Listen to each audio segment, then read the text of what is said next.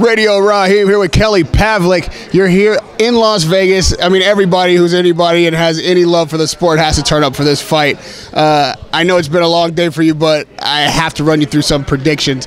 Before we get to that, just really quick, catch people up on where you are, what you're up to, life after boxing. Man, busy, but it's enjoyable. I got a podcast show, The Punchline, with Kelly Pavlik and James Dominguez. Obviously, other investments that keep me busy, kids that keep me busy, and then I'm involved in just started actually like 8-9 months ago, but powerlifting. So for some reason I picked that up. So powerlifting. Yeah.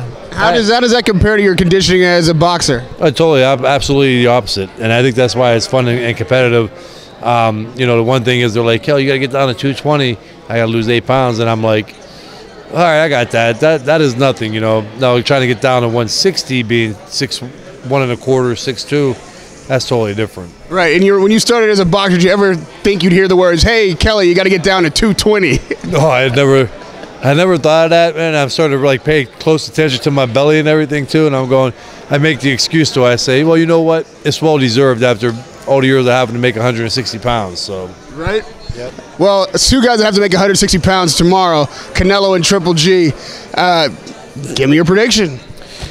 Prediction is kind of goes a bunch of different ways on it. I'm leaning towards Canelo in that fight. I think if he gets past the 4th or 5th round, he stands a very good chance of winning the fight. From watching Triple G's last couple of fights, he seems to get muscle fatigued and tired or middle of the fight. If you go back watch Kell Brook after the 3rd round, he was shaking his arms out.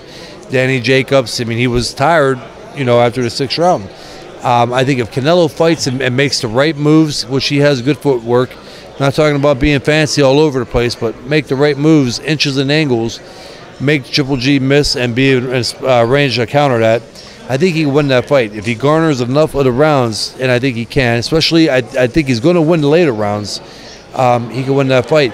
On the flip side of it, the problem is when you got the power that Triple G has, anything can change in that fight. And Triple G's a very good tactical fighter himself, but he has that power where he can hit you, and everything that you want to do is totally screwed.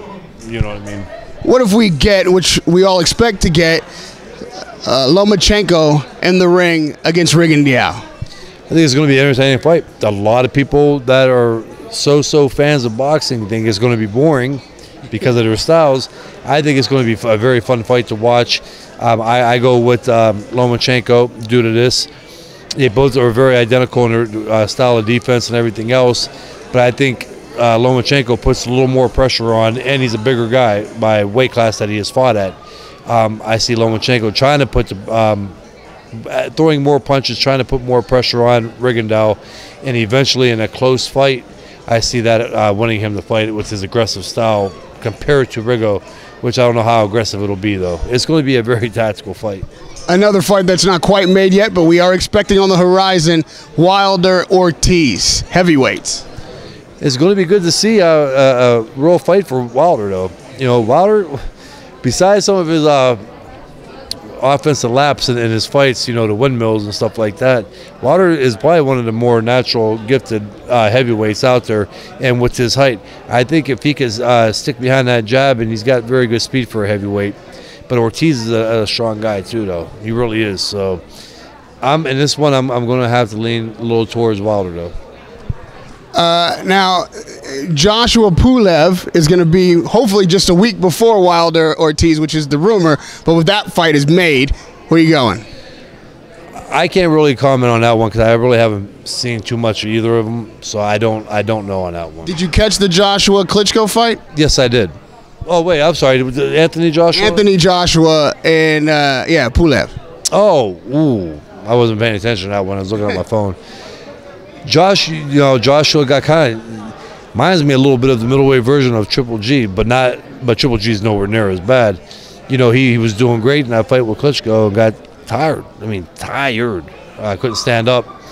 Unless he could fix that, which I don't know if he's going to be able to. I don't know if that's more so genetics. I think he could win that fight, though. I think Joshua's right now, for how he looked, he's the real deal. Could be in the heavyweight division.